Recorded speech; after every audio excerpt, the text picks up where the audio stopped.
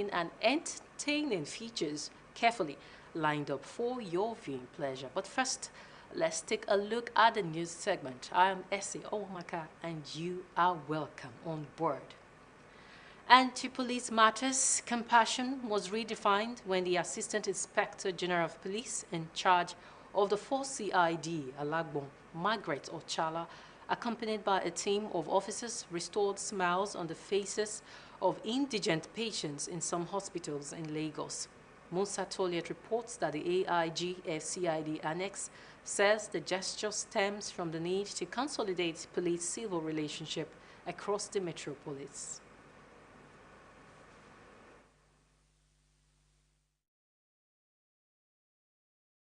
Limited a baby here. The money they called, it was out of my hand. They called about 2 million naira for the surgery. God bless you.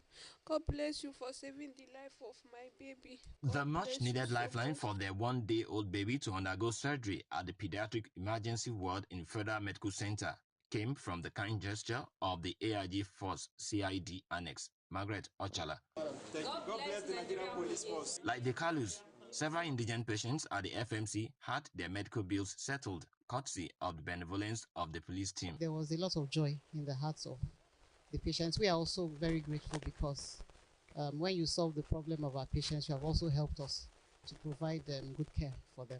We came to extend hand of fellowship with the sick ones here, so they know that they are not alone, that we are also with them. Not done with lifting the burden of medical bills from hapless patients, AIG Ochala and her team proceeded to the Lagos Island Maternity Hospital. Smiles and chants of joy pervade the postnatal ward as beneficiaries laud the humanitarian gesture of the AIG Force CID Annex, Alagbon. I'm saying a very big thank you to the Nigeria Police.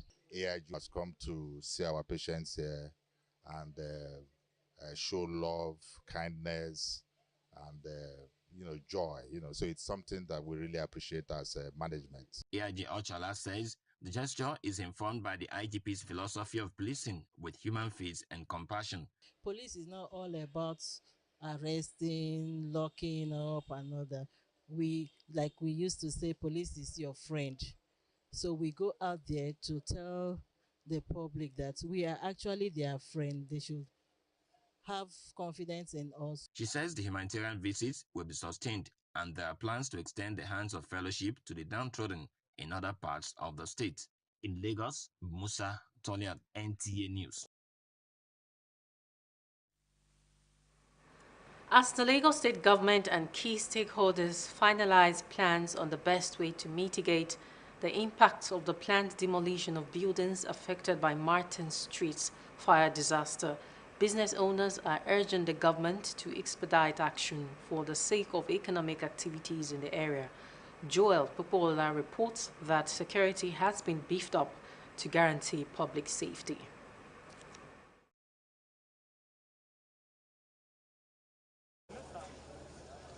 This is a difficult period for traders at Balogun Market. Many of them have not been able to access a major part of the commercial district with only a few streets accessible. Apart from Nnamdi Azikiwe and Breadfruit streets, other major streets have been blocked. To pave way for easy demolition of the distressed structures affected by the inferno, the state government has blocked access routes into major parts of Balogun Market, further adding to the growing uncertainty and frustration of the traders.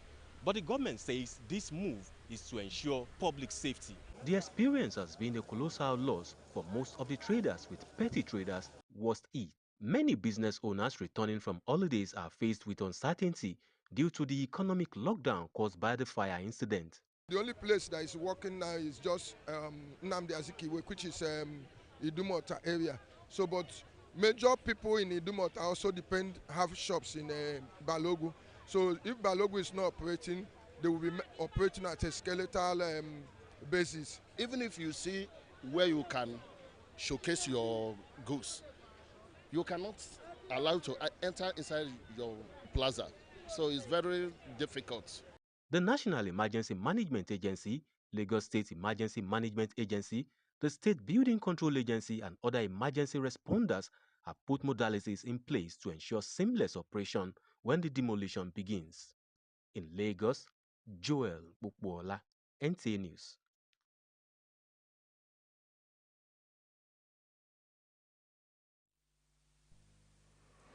POS regulation in Nigeria reflects a strategic effort to formalize and strengthen the rapidly expanding agent banking sector.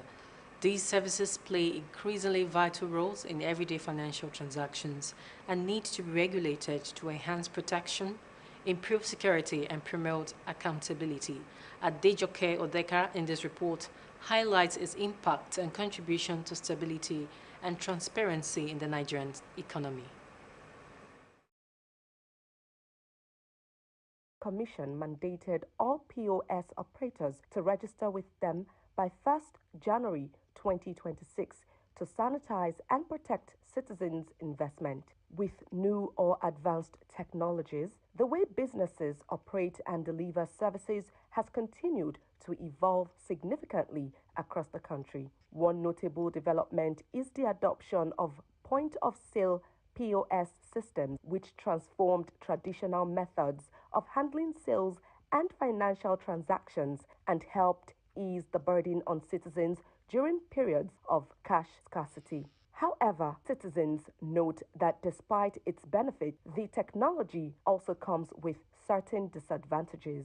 A lot of their charges are becoming very, very ridiculous. So if government is properly regulating them, it means that you, just like the way you have bank charges for maybe bank-to-bank transfers, interbank transfers and all of that, they should have like a peg on how much they can charge. POS is being used in Nigeria to sell our currency. Let there be more opportunity of using the ATM. The recent CBN regulations are set to reform POS operations, including enforcing geotagging and limiting agents to one principal, among other measures. The KYC on the POS needs to be strong so that we know the location of each of the POS operator. Citizens will be able to develop more confidence in the services being provided by these people. That is the key thing that regulation brings. By enhancing oversight and formalizing agent banking, the recent CBN regulations, respondents say, will no doubt strengthen POS operations in Nigeria and boost transparency, create a more efficient and trustworthy digital payment ecosystem across the country. In Lagos, Adejoke Odeka, NTA News.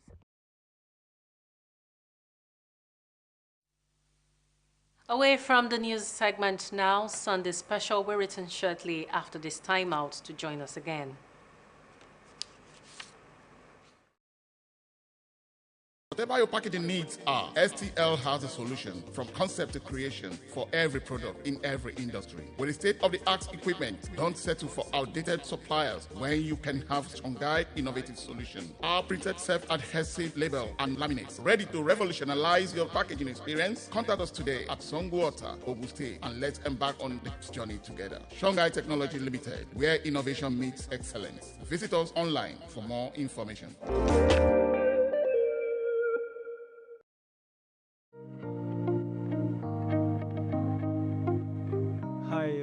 This is Ida Emmanuel Chibike, and we are right here in Great John Bosco Nigeria Limited. It's located in 48 Tedusho Road, right here in Suliri, Lagos. Are you an interior designer, an architect, a builder, and you actually looking for a place to get your furnitures and also quality fabrics like curtains for your homes? Great John Bosco is actually one of the best places to get that. We are situated here in Lagos, Nigeria, right here in Tedusho, and we have branches in Abuja and also on the island, that's Lekki Phase 1. We have from the ranges of Turkish fabrics, American fabrics, Italian fabrics, and what have you. We have them in different categories and in different collections. You can also check us online. We are active online on our social media handles. Our Instagram handle is actually Great John Bosco, and also on Facebook at Great John Bosco. This is Great John Bosco Nigeria Limited, your one-stop shop for all interior needs. Don't hesitate to come by our store here in Todosho, which is the main head office, to see quality designs and fabrics for your need.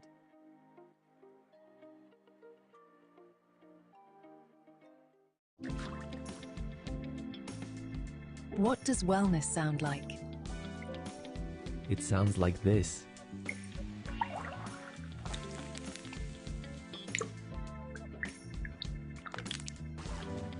Clean, pure, naturally refreshing. Every drop, purified with purpose. Crafted using eco-friendly processes and state-of-the-art filtration systems. It's not just water. It's smart water for smart people. At home, in the office, at your next event or lounge, stay sharp. Stay hydrated. Southern Spa Premium Water. Available in 75 c-litre bottles and 19-litre refills. Call 0802-331-8305 or 0913-816-0191 to place your order today. Southern Spa Premium Water for health and living. The policy was a necessary emergency response. All right, you're welcome back. If you're just joining us, this is Sunday Special, our weekend magazine program designed to truly make your Sunday special. Now to more enlightening and captivating stories. In mid-2024, the federal government instituted a temporary zero duty and VAT exemption on imports for key staple food items aimed at curbing rising food prices and easing cost of living pressures. Although originally only to run through December 2024, the effects of that policy have carried into 2025 and beyond, with ongoing customs exemptions and further short-term waiver extensions in early 2025 that has come at a big price to local farmers who are now at a crossroad ahead of the 2026 farming season. Kelvin Ibonaye reports. Policy was a necessary emergency response to food inflation, designed to increase availability and reduce prices for Nigerians. It delivered noticeable reductions in food costs across markets in Nigeria. Food inflation dropped significantly through 2025, providing some relief to consumers. However, this snapshot conceals deeper issues. Imported staples have flooded markets, especially rice and maize, leading to oversupply and falling local farm gate prices. We have had a positive harvest that had created a lot of supply. And mind you, there are also issues of hoarding that we have been talking about. So there was a panic, and then also hoarders brought out their items, and that has maintained the stable even on the lean times and even on high impact times. Prices have remained stable and in fact have even gone down. Both fiscal interventions and also in terms of policy direction of Mr. President that had impacted on the prices. While consumers may benefit in the short term, farmers tell a different story, with producers unable to cover production costs or even sustainable incomes. These factors loom especially large with 2026 farming season approaching, when farmers must decide whether to plant, even as the ability to recover input costs, seeds, fertilizer, and labor remain uncertain. Looking at the teeming population of the farmers, millions of them are going out of business, crying, and we are not being listened to. And it's better we come and sit down. We want this government to succeed, and we want the government to continue and to succeed. So definitely there is a way forward. We know it, but we have to sit on the table. Right now, what we're trying to do is because inputs are still relatively high, fertilizer is still a bit high. What Mr. President has mandated us to do is to see how we can balance between consumer welfare and also farmer welfare. The National Assembly has raised red flags with calls for measures to stabilize farm incomes and shield farmers from price collapse. Proposals include import subsidies, reinstating commodity boards, and broader market interventions to prevent rural farmers from being squeezed out of the agricultural economy. And because every aspect of agriculture is time-bound, farmers want these interventions to arrive on time when they are needed to sustain the progress being recorded in the food security agenda of government.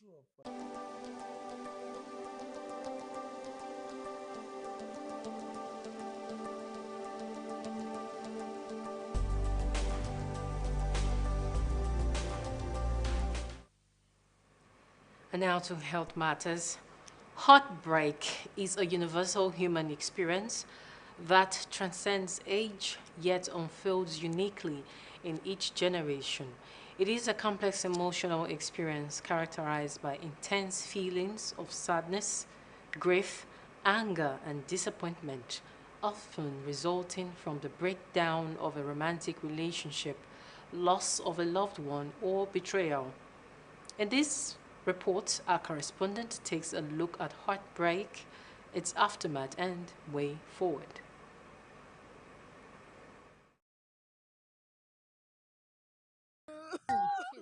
Heartbreak is a universal human experience that transcends age yet unfolds uniquely in each generation. It is a complex emotional experience characterized by intense feelings of sadness, grief, anger, and disappointment, often resulting from the breakdown of a romantic relationship, loss of a loved one, or betrayal. Heartbreak is a kind of trauma. And what is trauma? Trauma is the psychological, mental, and emotional response to a loss. We are talking about loss of relationship, loss of a loved one, which is grief, loss of jobs, or any significant loss. Honestly, it's not really easy. When I lost my husband in the year 2005, precisely 17th of November, it's a very heartbroken event or scenario. Actually, there was no sickness. We just finished our morning devotion and getting ready for the children to go to school. My husband went into the bathroom to bathe and he couldn't come out again. When I was in the university, I have this very beautiful, sweet damsel that I was in love with. She was 17 at the time and I was 18. And we were rolling, you know, we were freshers in the university. But somehow, her admission was revoked because she couldn't meet up certain criteria. It was a major turning point for me. It was a huge heartbreak because she had to go home to plan for another year. However, being able to cope with heartbreaks and broken relationships differ. It was like an eye-opener because everybody has its own wilderness journey in life.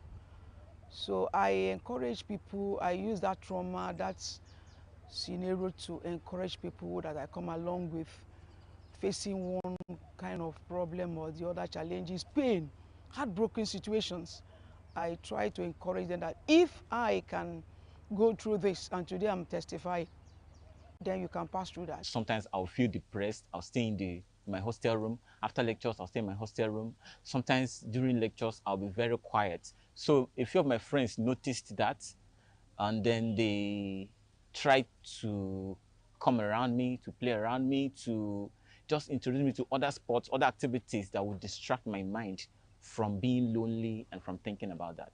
No matter the situation, you must move. Here are a few coping mechanisms. Sometimes healing takes years. This is what people don't understand. We usually tell people going through heartbreak, heal before you move on to the next relationship. So within a period of 3 months, 6 months, they think they have healed, but they haven't. How you know they have not healed is if there is any other trigger from the next relationship, everything will explode. They will get back to worse. So we advise family members to know that these things it takes time. It's a process. And the person can go from shock, which is the first stage. The person can go from shock to anger, to denial, to sadness. Maybe the person can still go back to sadness. If you're thinking that you finish, we see them a lot. After maybe their fifth session, you are thinking that, okay, we are past that stage of sadness. We are good, we are moving to the next stage. Then by the next section, you see that they have slipped back to that sadness. So I encourage family members to be patient with them. Be patient with them. They just need you to know that you are there with them. Give them all the time they need. Don't talk them out of it, telling them that it's not over 6 months. Through the stories of others, we find the courage to face our own heartbreak and emerge stronger, wiser, and more compassionate. Let's learn to laugh, love, and live again.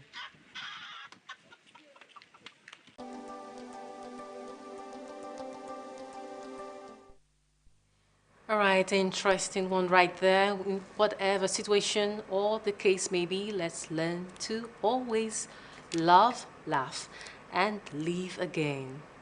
And to our next report, talk and stress. Stress has become a common part of daily life of many Nigerians, driven by work demands, economic pressures, and fast-paced living. In this report, Oluwabukola Akonde examines how people can better manage stress and protect their mental and physical well-being. The reports.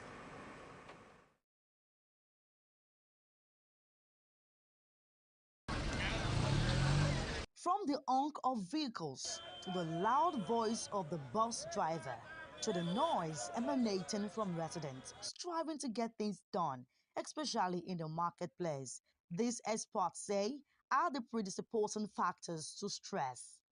Meanwhile, irrespective of the hustle and bustle, when stress is managed, life is managed itself. Zainab Ogunjimi, a medical practitioner, emphasized that stress cannot be taken out of the ways of life, but can be managed, highlighting the causes that may happen when it's not consciously managed. Live a day at a time and take like one step at a time. Just worry about what is in the present and don't like worry about the future, because like the future is not certain, and then the only thing that you should worry about is like what you can change. So just make the best use of now, and then tomorrow will sort itself out if you are doing your best now. It comes very slowly or sometimes suddenly. Sometimes it can come with not being able to sleep or sleeping too much. It can come with having very bad eating patterns. It can come with avoiding people. Beyond workplaces, students from institutions also undergo stress as they shared their experiences. I remember times during the strikes, during COVID, where I was just thinking, is it time to port to something else, restart? What could I be doing with my time now? So that was very stressful, but you know, everything comes to an end, and I'm happy that this too has passed. It took me a while to find a balance between school and my regular life, but it was mostly putting myself first in most situations. So finding what works for me, and at the same time just knowing when to take a break, because it's very easy to beat yourself up when you're in med school and you're not reading when everybody's reading. They suggested how stress can be reduced. And so anything that you see as a stressor, try as much as possible to turn it into a motivation in order to like achieve success. And sometimes just okay to cry. It's okay to like cry to your friends. It's okay to like cry to your parents. It's okay to try to God. It's okay to cry to God.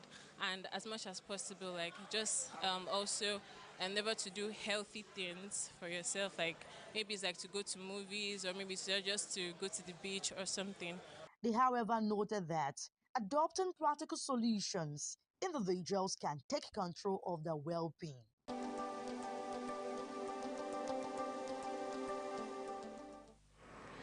Okay, so avoid stress this year, eat well, and have plenty of rest. This is where we draw the curtain on this week's edition of Sunday Special. Guess we all had a great time. Of course I did. Let's do this again, same time, same station next week. Until then, do have a pleasant week. I am Essie Owamaka, and it's bye for now.